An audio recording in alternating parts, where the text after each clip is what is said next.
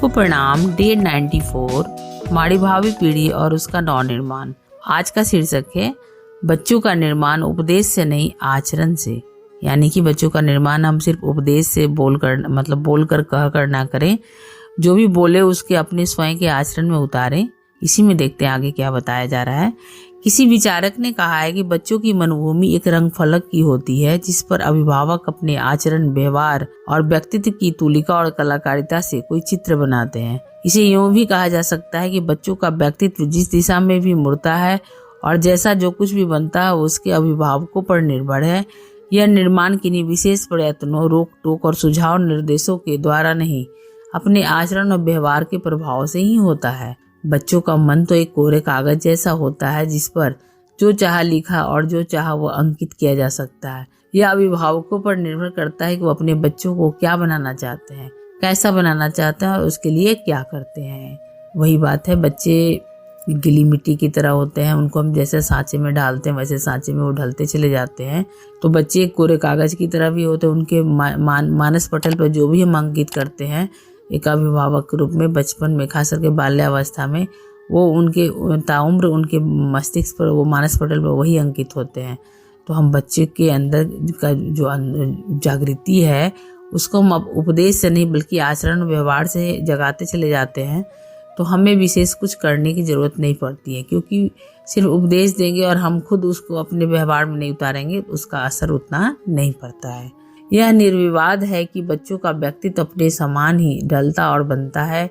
इसलिए अपने बच्चों को सुसंस्कारी, सचरित्र बनाना है। उन्हें चाहिए कि वे उस तरह की व्यवस्था करें, अपने व्यक्तित्व के माध्यम से ही उनके व्यक्तित्व पर वैसा प्रभाव छोड़े। खेत में लहलहाती फसल की सुरक्षा के लिए चतुर किसान उसके चारों ओर मेड़ बांधता, कटीले तार लगाता और समय समय पर उसकी पहरेदारी करता है। इतना करने पर भी कहीं जाकर फसल को वन्य पशुओं से बचा पाना संभव होता है। यदि खेत को यूं ही बिना देख रेख के छोड़ दिया जाए तो सारी फसल को चिड़ियाँ, तोते, गिलहरियाँ, खरगोश और ढोर डांगर यूं ही चढ़ जाएंगे।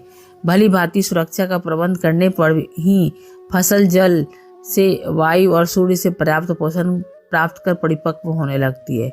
इस प्रक्रिया में जितना समय लगता है उसमें किसान को कितनी दौड़ धूप करनी पड़ती है, श्रम और सावधानी बरतनी पड़ती है। बच्चे को भी एक सुकुमार पौधा कहा जा सकता है, जिसे जिधर चाहा उधर मोड़ दिया।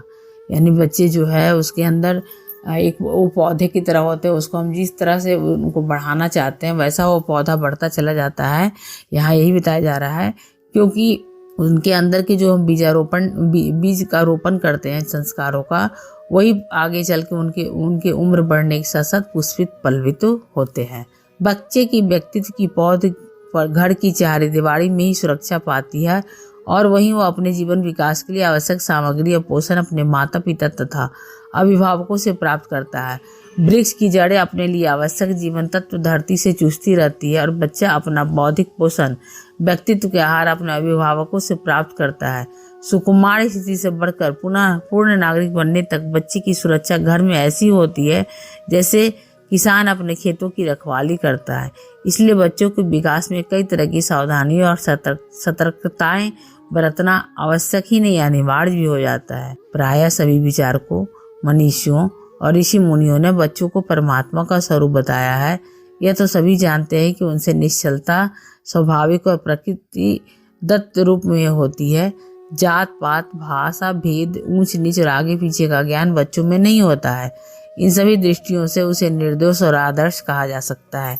कमी होती है तो मात्र इतनी कि वह अबोध होता है और उसकी अबोधावस्था के कारण वह माता पिता पर निर्भर है कि वह चाहे तो उसे विकसित कर उच्च चरित्र वाला, नैतिक सद्गुणों वाला संपन्न बनाए तथा उसका समूल नाश कर दे अथवा उसका समूल नाश कर दे। वह तो कोरा कागज है जिस पर चाहे काली स्याही से भौंडी आकृति बना दे, चाहे उस पर सुंदर रंगीन कलाकृति की चित्रित कर दे। यानी कि वो एक कोरे कागज की तरह होते हैं, हम जैसा चाहे उसके ऊपर आकृति बना सकते हैं। बच्चों को किस प्रकार सुविकसित, व्यक्तित्व संपन्न, सद्गुणी और सच्चरित्र बनाया जाए, इसके लिए उनकी उंगली पकड़कर सिखाने की आवश्यकता नहीं।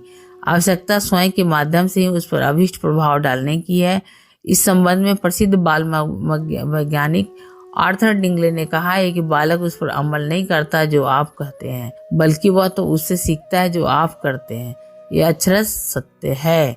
बालक वह नहीं करता जो हम कहते हैं बल्कि वह करता है जो हम करते हैं। वही बात है कि हम उपदेश से नहीं बल्कि अपनी आचरण से उन्हें सिखाते हैं। परिवार का वातावरण अनिवार्य रूप से बच्चों को प्रभावित करता है, पर घर के लोगों का रहन सहन कैसा है, वे कैसे उठते बैठते और व्यवहार करते हैं, उनकी क्या आदतें और स्वभाव कैसा है, आदि बातें भी किसी बच्चे के व्यक्तित्व को अपने सांचे में ढालती है। घर के लोगों का स्वभाव उनके व्यक्तित्व को असामान्य रूप से प्रभावित करता है और वहाँ का वातावरण ही उन्हें अपने अनुरूप ढालता है। यही कारण है कि इतिहास में जितने भी महापुरुष हुए हैं उनमें से 2-4 को छोड़कर से सभी अपने माता पिता से ही प्रभावित हुए हैं। अपवादों की बात जाने तो यह ध्रुव सत्य है कि सुसंस्कृत, सुविकसित और सच्चरित्र दंपति उच्च मनोबल और उच्च व्यक्तित्व संपन्न मेधावी बालकों का निर्माण करने में समर्थ हो सकता है। ध्रुव, प्रहलाद, श्रवण कुमार, भरत, लव कुश, कर्ण, अभिमन्यु, घोड़ा, बादल, फतेह सिंह, शिवाजी, गांधी, तिलक, टैगोर जैसी विभूतियों को उनके विभूतिवान होने का प्रमाण छोटी आयु में ही देना केवल उनके अभिभावकों का ही पुण्य प्रताप था। सती मदालसा ने जिस पुत्र के संबंध में चाहा कि वह बालक ब्रह्मविद्य आत्मवेता बने, वैसा ही हुआ, और जब चाहा कि यह पुत्र राज का उत्तराधिकारी बने तो उसे राजकुमार बना दिया। शकुंतला का न तो राजकीय संरक्षण प्राप्त था और न ही महलों में रही थी, यहाँ तक कि प्रसव भी वन में हुआ था, किंतु उसने अपने पुत्र को ऐसी शिक्षा दी कि एक दिन वह संपूर्ण आर्यावर्त का स्वामी बना और इसी भरत के नाम पर अपने देश का नाम भारतवर्ष पड़ा। बच्चे गीली मिट्टी की तरह होते हैं, जिस सांचे में उन्हें ढाला जाता है वैसे ही बन जाते हैं, वैसा ही आदर्श प्रस्तुत करते हैं, किंतु इसके लिए किसी विशेष प्रयत्नों की आवश्यकता नहीं पड़ती। अपने व्यक्तित्व के माध्यम से ही उनमें वैसा प्रभाव उत्पन्न कर पाना संभव है। अपना आवाज और व्यक्तित्व भिन्न तरह का हो तथा बच्चे को भिन्न तरह का ढालने के लिए डांट डपट की जाए, मौखिक उपदेश निर्देश दिए जाए तो उसमें बच्चों में भय, विद्वेष, क्रोध और कटुता की भावनाएं ही पैदा होती है। कहना नहीं होगा कि यह भावनाएं बच्चे के जीवन निर्माण में हानिकारक प्रभाव डालती है। इनसे उनका साहस विलुप्त हो जाता है और दिनों दिन भय तथा कायरता की हीनवृत्ति बढ़ती पनपती चली जाती है। ऐसे बच्चों में सहयोग और सहानुभूति की भावनाएं प्रायः नहीं पनप पाती। परिणाम स्वरूप वे अल्प विकसित और अविकसित ही रह जाते हैं और जीवन के किसी भी क्षेत्र में कोई उल्लेखनीय प्रगति या सफलता प्राप्त नहीं कर पाते हैं। ऐसी संतति जो स्वभाव से ही दुर्बल, भीरू और कायर हो, किसी समाज या राष्ट्र को कैसे सुदृढ़ और शक्तिशाली बना सकती है। जो अपने व्यक्तिगत जीवन में किसी मसले को ठीक तरह से नहीं सुलझा पाता, वे राष्ट्र निर्माण के महान दायित्व को कैसे वहन कर सकते हैं। इसके लिए अभिभावकों को चाहिए कि वे अपने बच्चों के सामने सही आचरण करना सीखें और अपने व्यक्तित्व के माध्यम से ऐसा आदर्श प्रस्तुत करें जिससे कि उनका पथ प्रदर्शन हो। अन्य प्रकार से उन्हें अभिष्ट दिशा में मोड़ने का प्रयास न केवल असफल होता है, अपितु उनके स्वाभिमान को भी आहत करता है। यदि उनके स्वाभिमान को आहत कर बलपूर्वक किसी दिशा में लगाने का प्रयत्न किया जाए तो उनका स्वविवेक नष्ट हो जाता है और सही दिशा चुनने की मौलिक शक्ति का पतन हो जाता है। बड़े लोगों में जो आदतें परिपक्व रूप में देखी जाती है, वस्तुतः उनके बीच बचपन में घर के लोगों द्वारा ही बो दिए गए होते हैं। घर में यदि अशुभ संस्कारों का, हीनवृत्तियों का, कुटिल आचरण और क्लेश कलह का वातावरण है, परिवार के समझदार सदस्य ऐसी ही दुष्प्रवृत्तियों से घिरे हुए हैं, तो बच्चों में विकसित और सुसंस्कृत बनने की संभावनाएं छिनतर होती जाती है। अतः चाहिए कि परिवार के लोग शुभ वृत्तियां अपनाएं, अशुभ अवांछनीय दुष्प्रवृत्तियों का परिहार कर दें। इसी तरह के वातावरण में पले बच्चे ही सुंदर आचरण विचार वाले बनते हैं। अस्तु, बाह्य संस्कार के प्रभाव की प्रतीक्षा किए बिना परिवार के समझदार सदस्यों को अपने आंतरिक सद्गुणों का ही विकास करना चाहिए ताकि बच्चे भी उनका शुभ प्रभाव ग्रहण कर सकें। तो इस तरह इस स्वाध्याय से ही पता चलता है कि हर बच्चे के लिए प्रथम पाठशाला उसके घर के वातावरण होते हैं, अभिभावक अध्यापक होते हैं, उसके पहले माता, विशेषकर की माता की भूमिका महत्वपूर्ण होती है। तो यदि हम खुद का अंदर अपने बाहरी जो हम प्रायः दोषारोपण जो किया करते हैं कि हमारे अच्छे कॉन्वेंट स्कूलों में या अच्छे स्कूलों में एडमिशन करवा देंगे, अच्छे कोचिंग में पढ़ा लेंगे तो हमारे बच्चे बहुत ज़्यादा सद्गुणी बन जाएंगे। तो ऐसा नहीं है, हम ही उसके अंदर का बीजारोपण कर सकते हैं। सभी को धन्यवाद।